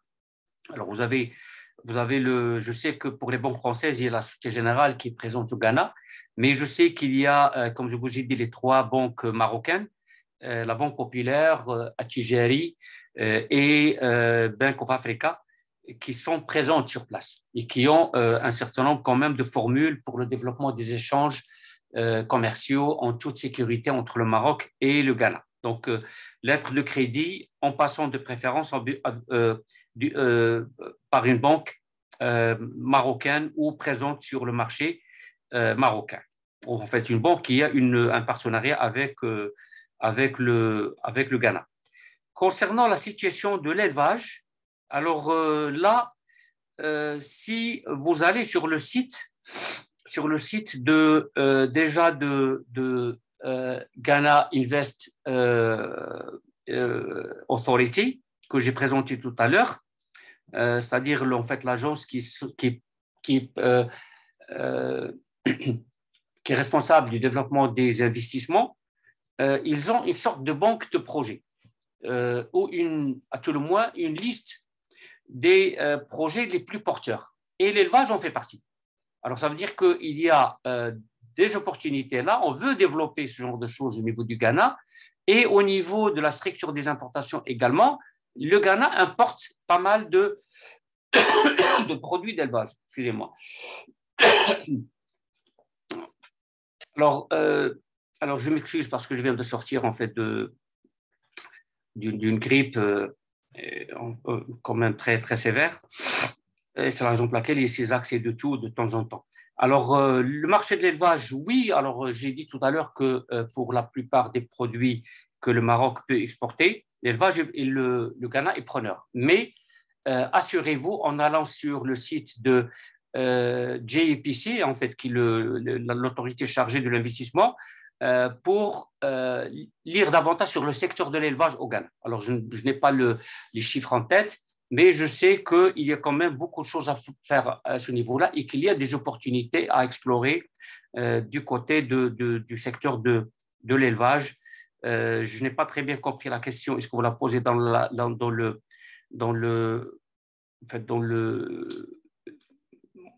je veux dire, l'objectif d'exporter ou d'investir sur place. Mais dans les deux cas, j'ai dit qu'il y a quand même des opportunités extrêmement importantes à explorer du côté du marché ghanéen. Merci beaucoup, Ibrahim. Alors, j'ai 2 autres questions. Donc, par rapport au transport urbain, donc, est-ce qu'il y a une demande, notamment pour les bus et principalement pour les bus électriques? Et deuxième question, est-ce qu'il y a une industrie de pneumatiques au Ghana? Et j'ai aussi d'autres questions. Donc, quelle place a le Ghana pour les produits de la pêche? Et quels sont les produits alimentaires, fruits essentiellement, qui intéressent le Ghana? Une autre question, donc, si vous permettez, donc, pour les articles ménagers, est-ce possible d'avoir des listes de contacts d'importateurs pour préparer des séances B2B lors de la mission prochaine pour laquelle je compte être présent pour représenter sa société, bien sûr. Donc, ça, on va le voir dans le cadre de la mission. Très bien. Alors, là, avant de donner la parole aux personnes donc, qui souhaitent poser des questions directes. Très bien. Alors, pour le transport urbain, j'étais hier en train de lire justement un article là sur le… Si vous permettez, avant que je n'oublie, que tout à l'heure, on a parlé des modalités de paiement, le Ghana, le ministre des Finances et de l'économie du Ghana vient de déclarer qu'à partir du 1er janvier 2023, le Ghana commencera à payer ses importations pétrolières en or plutôt qu'en dollars américains.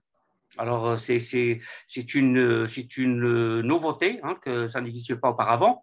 Mais le Ghana est en train de faire beaucoup de choses pour développer le troc, ce qu'on appelle, en termes contemporains, ce qu'on appelle le commerce compensé ou la compensation commerciale, counter trade en anglais.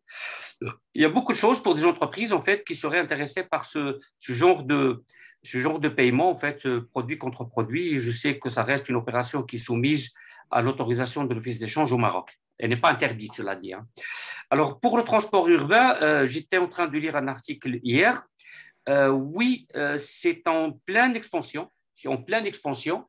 Ça va avec la construction parce qu'il y a beaucoup de quartiers qui sont en construction aujourd'hui au niveau du Ghana, pas seulement au niveau d'Accra, mais au niveau des autres villes également, en particulier Cape Town et d'autres villes. Et qui dit en fait construction de nouveaux quartiers, dit bien entendu installation de lignes de transport public. Il y a justement ce souci de préservation de l'environnement. Oui, en fait, ma réponse basée sur ma connaissance du pays serait oui, il y a un marché pour ça. Il faut juste taper aux bonnes portes. Il faut trouver quand même les bonnes personnes qui pourront être intéressées par ça. Je pourrais vous aider à les identifier si ça vous intéresse. Pneumatique, oui, il y a une industrie de fabrication de pneus. Je disais tout à l'heure qu'il y a une industrie de construction automobile au Ghana. Et bien entendu, il y a un certain nombre d'entreprises qui se sont spécialisées dans la fabrication pneumatique, mais il y a également des importations pneumatiques à partir d'autres pays, en particulier du Royaume-Uni, mais également de la Chine. Donc, oui, il y a le marché également à ce niveau-là est preneur au niveau de l'industrie pneumatique. Produits de la pêche, oui, alors, mais en particulier pour le thon, les bonites et les staus.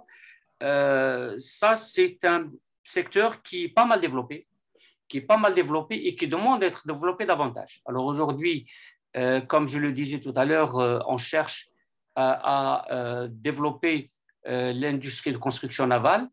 C'est en partie pour développer la flotte de pêche ghanéenne. Parce que le Ghana veut quand même, il a en fait, d'immenses côtes et il veut exploiter sa richesse halieutique. Donc, ils sont en train quand même de se doter d'embarcations sophistiquées, modernes, pour qu'ils puissent exploiter ça. Mais c'est surtout, ce ne sont pas les mêmes variétés que chez nous, hein. C'est surtout, comme je le disais tout à l'heure, le thon et les bonites. Produits alimentaires, oui, on en importe beaucoup. Bon, les produits marocains, en fait, qui pourraient, bon, je ne sais pas si la personne parle du frais ou des produits agroalimentaires. Pour les produits agroalimentaires, comme je le disais tout à l'heure, le produit phare qui serait susceptible d'être développé avec une grande facilité, c'est surtout le 16 04 0413. C'est il parle du frais. Il parle du frais, donc c'est les fruits. Oui, les fruits, mais les fruits, c'est transport aérien, hein, qui coûte cher. Donc là, il y a un problème de compétitivité certain par rapport à ça, mais ça n'est pas exclu parce qu'il y a un certain nombre de produits qui ne sont pas disponibles sur place. Donc le Ghana produit de la goyave, produit de l'ananas, mais il y a plein de produits marocains, par exemple, qui seraient susceptibles de percer sur le marché ghanéen pourvu que leur prix soit abordable. Donc là, et pourvu, bien entendu, qu'ils restent compétitifs à l'entrée sur le marché ghanéen. Sinon, en fait, ces produits sont aujourd'hui importés quand même de l'Afrique du Sud. Donc, il faut dire que l'Afrique du Sud est l'un des principaux exportateurs de produits alimentaires frais sur le marché ghanéen. Mais le coût de transport à partir de l'Afrique du Sud est bien inférieur à celui à partir du Maroc. Donc, il y a quand même ça, mais je ne sais pas, avec la convention signée par la SMEX avec Royal Maroc, est-ce qu'il y a moyen quand même de faire entrer des produits compétitifs sur le marché ghanéen, mais je dirais oui pour un certain nombre de produits qui ne sont pas produits sur place ou qui ne sont pas importés à des coûts plus compétitifs à partir de l'Afrique du Sud. Article ménager, oui, alors la personne demande est-ce qu'il serait possible d'avoir une liste pour préparer les B2B. Oui, je crois que la SMEX va s'en charger parce qu'ils vont développer quand même ils vont organiser des B2B. Et moi, je serais tout à fait content d'aider la SMEX pour mettre en place ces B2B en leur donnant des liens pour qu'ils puissent avoir les répertoires des importateurs et des exportateurs gagnants pour les produits en question. Voilà, alors je crois que je ne sais pas si j'ai couvert toutes les questions ou s'il en reste. Oui, oui. Ce sont les questions dont je donne la parole à Abdelaziz Tarji donc, pour poser sa question. Merci, c'est Blessed. Merci, c'est Alali pour votre présentation qui est assez complète. Merci. J'ai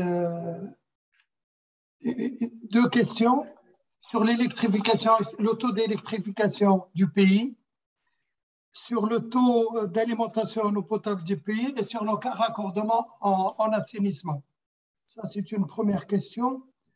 La deuxième question, vous avez parlé justement de cette nouvelle, le mode de paiement qui est proposé par le Ghana pour le pétrole. Je ne sais pas si pour les autres produits aussi, mais vous parlez du troc. Moi, j'ai une inquiétude parce qu'aujourd'hui, la Banque mondiale, le Ghana est pratiquement en cessation de paiement. Je voudrais savoir ce que vous en pensez. Merci. Je n'ai pas très bien compris la dernière question. La dernière question, c'est le Ghana qui est aujourd'hui presque en cessation de paiement. Il va presque en défaut de paiement. Et quelle est la question? Qu'est-ce que vous en pensez? Est-ce que vous pouvez confirmer ça? Je ne peux pas confirmer, là, parce que le pays a été quand même très violemment impacté par, et je commencerai par cette question déjà, puisqu'on est en train d'en parler, le pays a été quand même pas mal impacté par Covid, d'accord? Donc, c'est vrai qu'il y a eu une dépréciation du CEDI, qui est la monnaie nationale, que le pays a été dans une situation quand même très difficile par rapport à les projets qui étaient déjà en cours. Mais de là à dire que le pays est en cessation de paiement, non. Là, à mon avis, c'est trop exagéré. Alors que le pays est en train déjà de remonter la pente. Et je vous ai dit en fait que l'année dernière, ils ont fait quand même un taux de croissance de 5,3%, ce qui est très important. Donc, le pays n'est pas en cessation de paiement, loin s'en faut. Et le pays déjà est en train de remonter la pente après Covid. Donc, il suffit pour s'en convaincre d'aller sur le site, par exemple, de Ghana Trade, pour voir qu'il y a quand même plein de nouveaux projets qui sont en train d'être relancés. Donc, cessation de paiement, c'est trop fort. C'est vrai qu'il y a eu des difficultés, mais pas de cessation de paiement.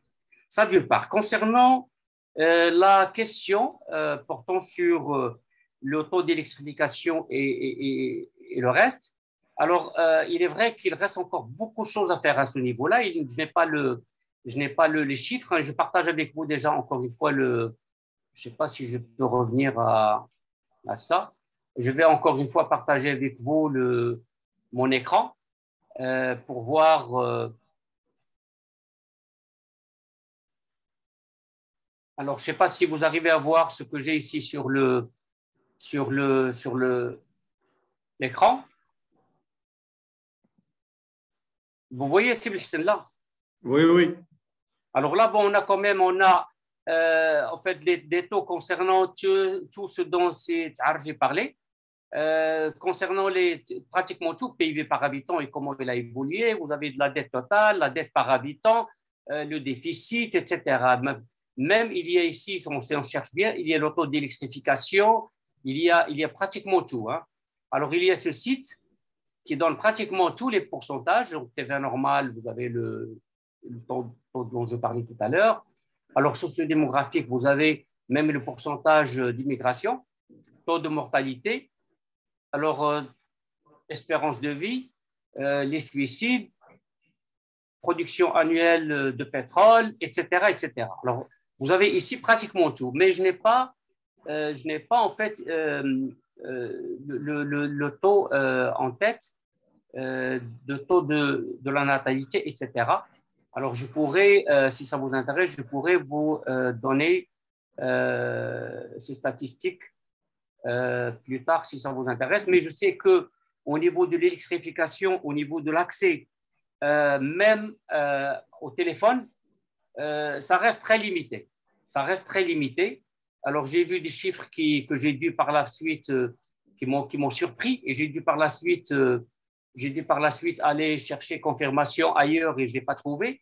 On a même parlé d'un taux de 1,5% de connexion au téléphone. D'accord? Mais un taux de 70% de connexion à l'Internet, ce qui est anormal parce que quand on est normalement sur Internet, ça suppose déjà l'existence d'une ligne téléphonique. Donc là, j'ai dû conclure que peut-être il y a un 8 qui est sauté ou un 7 qui est sauté. Aujourd'hui, comme je le disais, il est extrêmement difficile quand même. Alors, concernant l'électrification, c'est à peu près 42 à 43% aujourd'hui. 42 à 43% l'électrification du pays. Là également, il s'agit d'un secteur prioritaire parce que le Ghana veut tout faire aujourd'hui pour sédentariser les gens des campagnes. Parce que je vous ai dit que l'agriculture ne constitue que 18,6% de l'économie ghanéenne. Donc aujourd'hui, on est en train de tout faire pour sédentariser les gens et pour éviter cette pression sur les villes et en particulier sur Accra, qui est en train d'avoisiner aujourd'hui dans la population, qui est en train d'avoisiner 5 millions d'habitants. Et pour sédentariser les gens, on a besoin de développer d'abord des exploitations agricoles, mais également de développer l'électrification rurale. Donc, ce qui fait qu'aujourd'hui, on est en train d'investir massivement là-dedans. Mais pour les statistiques précises, je pourrais vous les passer parce que je ne les ai pas sous les yeux en ce moment. C'est suffisant. Merci beaucoup. Je vous en prie. Siagoumi.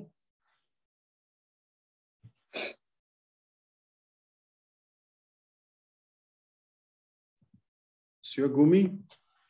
Allô, oui. Vous pouvez poser votre question? Oui, bonsoir. Ça va, Sidi? Bonsoir. C'est Elali Lepes Becher. Alors, en fait, ce n'est pas vraiment une question, mais c'est un petit éclaircissement au niveau de la liste que j'ai demandée. Croyez-moi, moi, je n'ai aucun doute sur les capacités des agents de la SMEX. Et je pense à ça. Pourquoi? Parce que nul ne peut argumenter les points forts d'une entreprise que le responsable. Et ça aide les gens de la SMEX à convaincre les gens à venir. Mais en préalable, avant leur travail, parce qu'ils font un sacré travail, et j'en suis très conscient, avant leur travail, on établit déjà des contacts, et ça, je l'ai vécu avec d'autres agents de la SMEX dans d'autres missions antécédentes. Ça leur facilite un peu le drainage de ces opérateurs qui cherchent les produits marocains. Vous comprenez? En ce qui me concerne, j'aurais souhaité avoir quand même une liste des opérateurs qui seraient intéressés par le produit, etc., pour pouvoir déjà entamer ce qu'on appelle les préliminaires. Et bien sûr, nous avons totalement confiance dans les membres de la SMEX pour les faire parvenir lors des sessions ou des entretiens B2B pendant la mission. C'est tout. Et je vous remercie, hein, c'était très constructif. Vous nous avez ouvert un peu les yeux sur un nouveau marché, chose que la direction générale chez moi me demande tout le temps. Et donc, je serais ravi de pouvoir échanger avec vous un peu plus sur d'autres marchés aussi. Hein.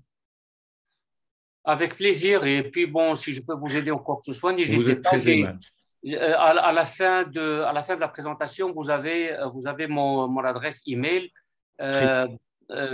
Contactez-moi et ça entre dans le service après-vente. Donc, je me ferai un plaisir de vous aider. Merci beaucoup. C'est Ben Chkron. Monsieur Ben Chkron.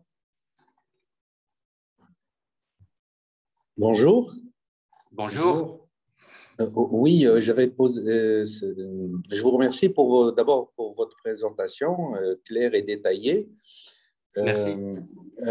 Voilà, bon, moi je travaille dans un secteur qui touche à l'ingénierie et le laboratoire, génie civil principalement. Et je me pose la question, est-ce qu'on peut accéder rapidement à l'information qui concerne les grands projets d'infrastructure qui sont validés au Ghana? Quand je dis validé, c'est-à-dire qu'il y a déjà un financement et qui sont lancés ou qui vont être lancés prochainement. Oui, bon, je ne sais pas si je dois prendre d'autres questions avant de répondre à Sibli Hssen ou si je dois… Non, je pense que c'est la dernière personne qui a levé la main, donc c'est la seule question qu'on me pose. Alors, oui, tout à fait, il est possible de le faire, sauf que il faut le dire, hein, que tout à l'heure, quand je vous ai présenté quelques statistiques, il y a des statistiques de sources ghanéennes qui datent de 2018. Alors, les statistiques qui datent de 2019, 2020, 2021 sont des statistiques d'autres sources, hein, ce qu'on appelle généralement les données miroirs, parce que sur les importations du Maroc à partir du Ghana, je me suis fié à des statistiques marocaines, exportation également statistiques marocaines à travers l'ITC et à travers TradeMap. Concernant les statistiques, d'autres statistiques, j'ai dû chercher les informations ailleurs parce que il faut dire en fait que le service statistique du Ghana n'est pas très à la page. Ils sont un peu dépassés quand même par les choses. Donc, la fiabilité des informations pose problème à ce niveau-là. Mais concernant tout ce qui est infrastructure, tout ce qui est appel d'offres, etc., je pourrais vous mettre en contact avec en fait un organisme, en fait deux organismes qui pourront vous donner. D'abord, si vous avez en fait je crois que j'ai sauté un épisode en vous répondant de la sorte. Si vous cherchez des projets qui sont financés par un organisme spécifique, comme par exemple la Banque africaine, sur le site de la Banque africaine, vous avez pratiquement tout ce qui est financé au Ghana par la Banque africaine. Il suffit d'entrer sur le site de la Banque africaine de développement et de faire une recherche par le mot Ghana, projets qui sont financés au Ghana. Il va vous sortir tous les projets qui sont financés par la Banque africaine de développement au Ghana. Sinon, il y a un site qui s'appelle Bitrade. Alors, je pourrais vous en donner l'adresse, c'est www.bitrade.ma. C'est une filiale de Bank of Africa. Si vous entrez sur ce site et que vous cherchez les projets qui sont financés au Ghana, ils vont vous sortir une liste. Vous pouvez même, ce qui est intéressant dans ce site-là, vous n'êtes pas obligé d'être client de la banque, hein, c'est un service public, et vous pouvez créer un service d'alerte. C'est-à-dire que chaque fois qu'il y a un projet qui entre dans vos compétences, on va vous aviser. Comme ça, vous pourrez à l'avance vous préparer et soumissionner. Pardon. Vous pouvez soumissionner à ce projet à l'avance. Donc, c'est un service que moi-même j'utilise sur un certain nombre de pays africains en plus du Canada. Je soumissionne un certain nombre de projets, de conseils, de formation et tout. Et c'est le site que j'utilise. Donc, j'ai créé une alerte et chaque fois qu'il y a un projet qui répond à mes critères de recherche, on m'avise par email en me disant qu'il y a tel projet qui correspond à vos… alors, cela dit, il y a également un site tunisien qui est très, très bien fait à ce niveau-là, mais il est payant. Il s'appelle Tunipage. Alors, encore une fois, je ne suis pas en train de faire de la publicité, mais c'est juste pour répondre à votre question. Alors, tunipage.tn, là également, ça vous donne pratiquement tout sur les projets financés et les appels d'offres au niveau des pays africains. Bon, pour revenir à ce que je disais au début concernant l'organisme financeur, si c'est par exemple la Banque mondiale également met à la disposition du public pratiquement le détail de tous les projets qui sont financés par la Banque mondiale. Le FMI fait la même chose, etc. Donc là, je crois que quand même à travers ces différentes pistes, vous aurez la possibilité d'avoir l'information sur les projets financés dans les domaines qui vous intéressent. Et vous pouvez même créer des alertes si c'est les sites de Bitrade ou de Tunipage. Ça va, c'est Agoumi, ça répond à votre question? C'est Belchkron, c'est Belchkron. C'est Belchkron, excusez-moi, là, je n'ai pas pris note du nom. Alors, j'ai une dernière question. Donc, est-ce que le marché ghanéen connaît un besoin dans le secteur des lubrifiants industriels? Ben oui, oui. D'ailleurs, je le disais tout à l'heure. Hein, le Ghana est à la fois importateur et exportateur de préparation lubrifiante. Donc, il y a quand même beaucoup de je dirais, de demandes à ce niveau-là. Il y a une industrie de transformation en fait, de fabrication du lubrifiant, mais qui n'arrive pas à couvrir les besoins du pays. Donc, c'est une industrie qui est destinée à export essentiellement, mais au niveau de l'exportation, il y a possibilité, l'exportation à partir du Maroc. Il y a quand même possibilité de développer ce secteur-là. Très bien. Donc, il me reste que je remercie. Nous vous remercions donc au nom de tous les participants, nous vous remercions pour cet important exposé, pour avec tout le plaisir temps que vous avez donné pour préparer ce webinaire. Je remercie également toutes les personnes donc, qui ont suivi ce webinaire, que ce soit en direct ou à travers les réseaux sociaux. Et on se donne rendez-vous pour un prochain webinaire qu'on va vous annoncer incessamment. Merci beaucoup. Peut-être une dernière chose, si vous permettez. Les slides que je vais vous envoyer, vous pourrez les partager avec les participants. Mais également, vous pourrez leur passer mes coordonnées s'ils veulent me contacter. C'est du service après-vente. Hein, je le ferai bénévolement. Il suffit qu'on me précise dans la ligne du sujet faire des affaires avec le Ghana. Et là, je répondrai avec grand plaisir et bénévolement. Les slides ainsi que l'enregistrement seront publiés sur le site web de la SMEX même, donc les gens peuvent les consulter directement. Donc, bien entendu, s'ils veulent les recevoir par mail, sans aucun problème, on se fait un plaisir de les envoyer. Voilà, merci beaucoup. Et à vous le mot de la fin, donc c'est Ibrahim. Merci beaucoup, Sibel Hussein. Merci, Madame Karkari. Je ne sais pas si elle est toujours avec nous. Elle a un empêchement, donc elle est d'accord. Merci, c'est Arji. Merci à tous les participants. Je sais qu'en ce moment même, le Ghana joue contre l'Uruguay. Coïncidence. Il y a aussi le président de la SMEX, il vous a suivi depuis le départ, donc il était présent aussi, donc il a suivi. Donc, très bien. Très bien. Lui, c'est un grand connaisseur de l'Afrique quand même. Merci et à la prochaine, Inch'Allah. Inch'Allah. Merci beaucoup. Merci à tous. Merci. Barakallahu fik.